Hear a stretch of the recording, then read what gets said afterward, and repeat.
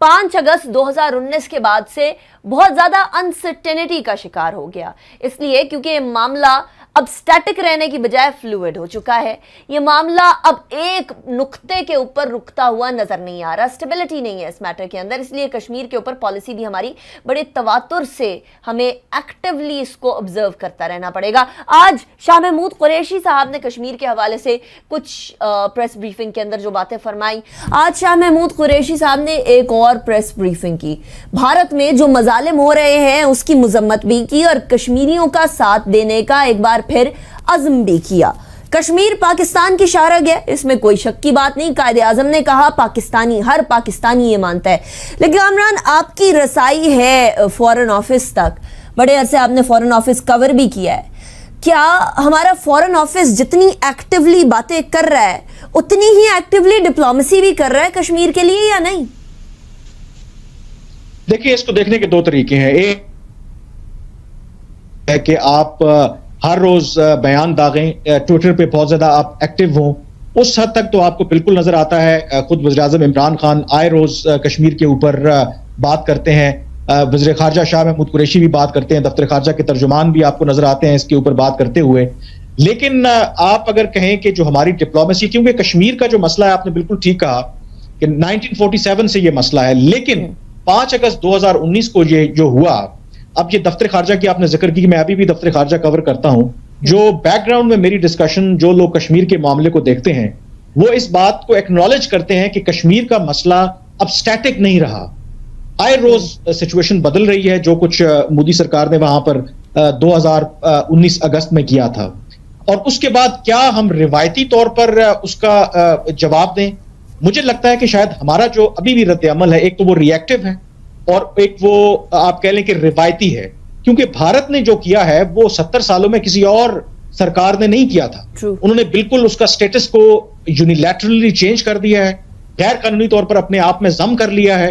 तो उसका जवाब हमें सिर्फ इस तरीके से नहीं देना कि कभी खामोश रह करके, कभी एक पॉलिटिकल मैप इशू कर करके, एक एक्टिव और प्रोएक्टिव डिप्लोमेसी और एक आउट ऑफ बॉक्स आपको स्टेप्स लेना पड़ेंगे। और वो आउट ऑफ बॉक्स जो स्टेप्स हैं वो मुझे लगता है कि मिसिंग नजर आते हैं सारी पाकिस्तान की स्ट्रेटजी। अच्छा, to be quick, out of box steps आपकी नजर में क्या हो सकते हैं कश्मीर के मामलात के अंदर? डिप्लोमेसी तेज कर रहे हैं, ट्विटर पे लगे हुए बात करने, फिर यूएन से बात करने लगे हुए, इससे ज्यादा क्या हो सकता है? Out of the box solution क्या हो सकता है इसका?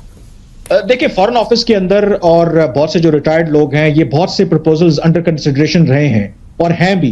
बहुत से लोगों का दफ्तर खारजा के अंदर ये ख्याल है कि ये जो चीन और भारत के दरमियान हालिया कशीदगी आपको लद्दाख पे नजर आती है, वो ये कहते हैं कि चीन, ये वो स्टेप है जो चीन ने लिया, चीन ने रियलाइज किया है कि कश्मीर का जो मसला है वो शायद फाइनल सेटलमेंट की तरफ जा रहा है, और अब जो है ना, हर जो पार्टी है उसको अपनी पोजीशन लेनी है। जो चीन ने लद्दाख में पेशकदमी की है, दफ्तर खारजा के अंदर मेरे कुछ हुकाम से बात हुई, उनका ख्याल है कि चीन ने अपना एक स्टेप लिया है। उसको पता है कि कल अगर इसके ऊपर नए स्टेटस को के ऊपर बात होती है, ताकि वो अपनी एक पोजीशन ले लें।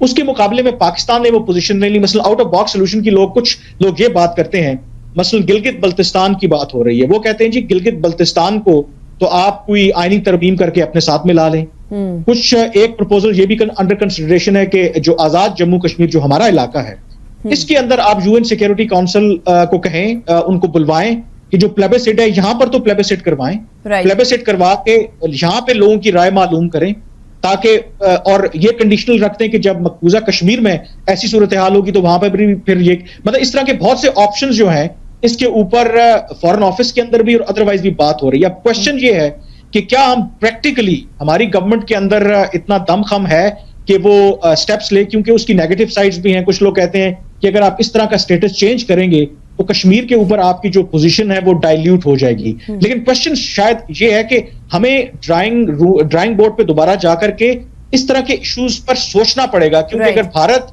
आज उसने अपने साथ इलीगल उसको मिलाया है, तो मिसाइल वो ले आए हैं, जो नॉन कश्मीरी हैं उनको उसमें शामिल कर रहे हैं, तो कल मजीद वो स्टेप्स लेंगे, तो क्या हम बयानबाजी की हद तक किसी तरह से करते रहेंगे? क्योंकि खदशा ये है कि मुस्तकबिल में 5 साल बाद, 10 साल बाद जब कश्मीर के ऊपर बात होगी तो भारत कहेगा कि हम तो एजेके और गिलगित बल्तिस्तान की बात कर रहे हैं, हम तो मकबूजा कश्मीर की बात ही नहीं कर रहे।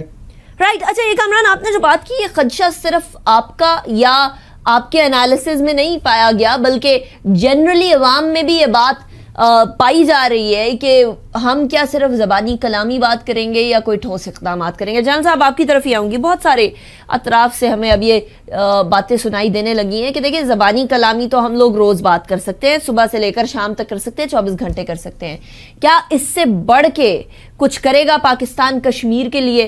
क्या कोई अमली कदम उठाने का वक्त आ गया है, या अभी आपकी नज़र में यही पॉलिसी बेहतर है? मेरा ख्याल है कि कोई बहुत नई चीज इसमें नजर नहीं आई। अभी ये ताजा चीन से होके आए हैं। जॉइंट कम्युनिके वहां से इशू हुआ था। मैंने जॉइंट कम्युनिके को पढ़ा। कश्मीर पे जो बातचीत थी उसमें 2-3 पॉइंट थे। एक तो उन्होंने यकतरफा जो भी कदम उठाना है किसी ने उठाया है, जैसे